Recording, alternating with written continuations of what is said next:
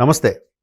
బాలయ్య గారి 'అఖండ 2' తాండవం ఆల్రెడీ థియేటర్స్‌లో స్టార్ట్ అయిపోయింది. అయితే స్టార్ట్ అయిపోయింది. మిక్స్డ్ టాక్ వచ్చిన బాలయ్య లాంటి స్టార్డమ్ మాసివ్ హీరో కాబట్టి అది కలెక్షన్‌లు ఇంక నుంచి మాట్లాడాల్సిన అవసరం లేదు. బొమ్మ అదిరిపోయింది కాబట్టి కలెక్షన్స్ బై డిఫాల్ట్‌గా వస్తాయి. అయితే బాలయ్య గారిలో ఉన్న గొప్పతనం ఏంటంటే అంత స్టార్డమ్ ఉండి 51 సంవత్సరాలుగా హీరోగా కొనసాగుతున్నప్పటికీ మిగతా హీరోల్లాగా 100 కోట్లు, 2 కోట్లు అంత రెమ్యునరేషన్‌లో లేడాయన. ఇంకా 2 డిజిట్స్ రెమ్యునరేషన్‌లోనే ఉన్నాడు. అది కూడా ఈ మధ్యకాలంలో ఎవరో ఫిల్మ్ నగర్ వర్గాల సమాచారం ప్రకారం 25 కోట్లు, 30 కోట్ల వరకే తీసుకుంటున్నట్టుగా తెలుస్తుంది. ఏంటి నిన్న లేదు మొన్న వచ్చిన వాళ్ళు కూడా 70 కోట్లు, 100 కోట్లు అంటుంటే బాలయ్య గారు ప్రొడ్యూసర్స్ మనిషి. బాలయ్య గారు directors kid and producers kid. ఆయనకి తెలుసు సాధకబాధలు. సో ఆయన డిమాండ్ చేయడు. ఆయన రేంజ్‌కి 100 కోట్లు డిమాండ్ చేసినా చాలా తక్కువే. అయితే అటువంటి బాలయ్య గారి మొత్తం మీద ఒక 50 కోట్లు, 60 కోట్లు పెట్టి 'అఖండ 2' మామ తీసేశారు. బాగుంది. అయితే ఇప్పుడు కలెక్షన్స్ ఎంతొస్తాయి? ఇప్పుడు చర్చ అది. బాగా అందరికి వచ్చాయి ఆడు 1000 కోట్లు, ఈడు 1000 కోట్లు. కానీ బాలయ్య బాబు సినిమా ఒకవేళ ఫ్లాప్ అయినా యావరేజ్‌గా 120 కోట్ల వరకు రావచ్చు. ఇది సినిమా రిలీజ్ అవ్వకముందు ఉండే టాక్. ఒక 110 నుంచి 120 కోట్ల మధ్య ఫ్లాప్ అయితే సినిమా ఏం లేదబ్బా అనిపిస్తే. బట్ ఇప్పుడు సినిమా ఫస్ట్ టైం హౌస్ఫుల్ బోర్డులు చూశారంటున్నారు డిస్ట్రిబ్యూటర్లు కూడా. థియేటర్లు కిటకిటలాడుతున్నాయి. దగ్గరలో మంచి సినిమాలు, పెద్ద సినిమాలు ఏం లేవు. ఒక మోస్తరుగా బాలయ్యతో పోటీ ఇచ్చేంత హీరో కాదు కానీ అన్నగారు వస్తున్నారు సినిమా ఎందుకు బ్రేక్ పడింది కార్తీ గారిది. ఇంకేమున్నాయి సినిమాలు? ఇట్లాంటి నేపథ్యంలో బాలయ్య గారు సినిమా ఇంకే రేంజ్లో ఆడబోతుంది. మిగతా చిన్న సినిమాల కోసం కేటాయించిన థియేటర్లో కూడా నెక్స్ట్ మండే నుంచి ఆక్యుపెన్సీ పెంచేస్తున్నారంట. ఇంకే రేంజ్లో ఆడబోతుంది బొమ్మ. అలాగే జీవో ఏదైతే పెంచారో తెలంగాణలో జీవో రద్దు చేసినట్టుంది రీసెంట్గా వచ్చిన వార్త ప్రకారం.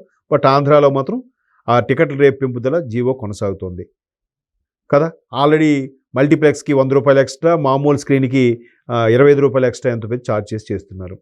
సో ఒక వీక్ ఆడితేనే ఏ స్థాయిలో కలెక్షన్స్ రావచ్చు తెలుసా అండి?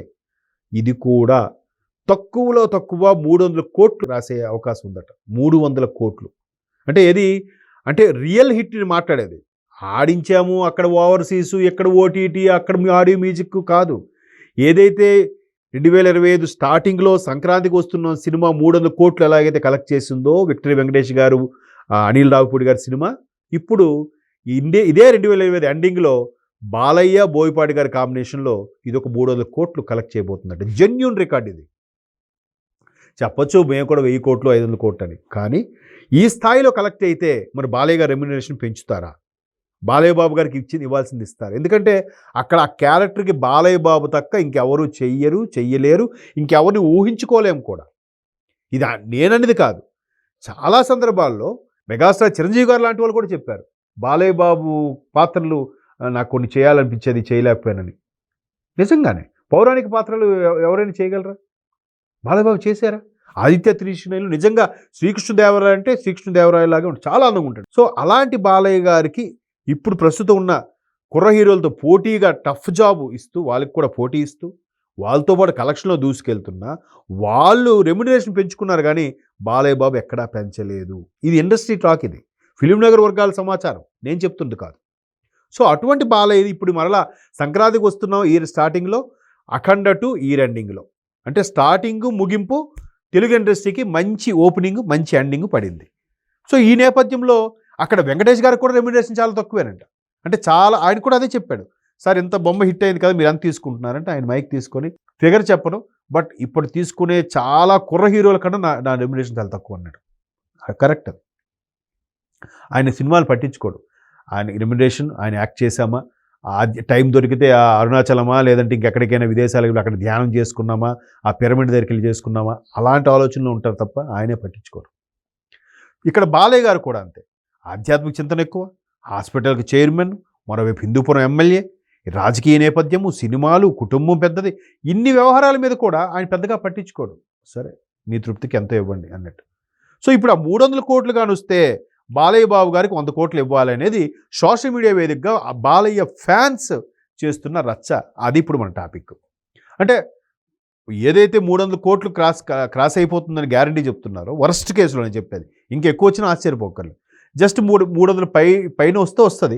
300 కోట్ల వరకు వస్తే మా బాలయ్య గారికి 100 కోట్లు ఇవ్వాలి. ఇది మా బాలయ్య బాబు కూడా 100 కోట్ల పై చిలుకు తీసుకుని రెమ్యునేషన్ తీసుకునే one of the best top hero మావాడు అంటున్నారు.